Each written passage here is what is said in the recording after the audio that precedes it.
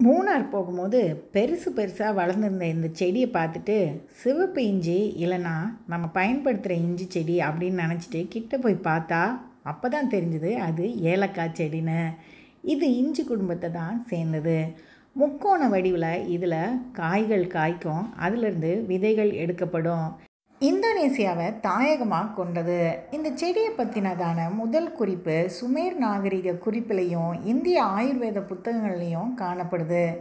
German தேசத்து copy செடி நடுறவரான Oscar Manju's copper இந்திய ஏலக்காயை குவாட்டமாலாவுக்கு அறிமுகப்படுத்தினார்.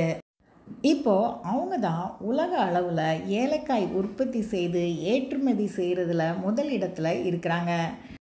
ஏலக்காயை ஆங்கிலத்தில் காடமம் அப்படின்வாங்க.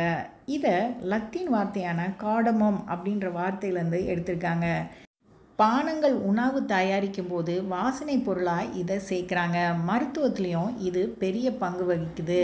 இதோடைய அத்தியாவசிய எண்ணெய் அதிகமாக பயன்படுத்தப்படுது. வலுவான சுவையும் நறுமணமும் கொண்டது. எவ்வளோ அழகாக கீழே காய்ச்சிருக்கு பாருங்கள்.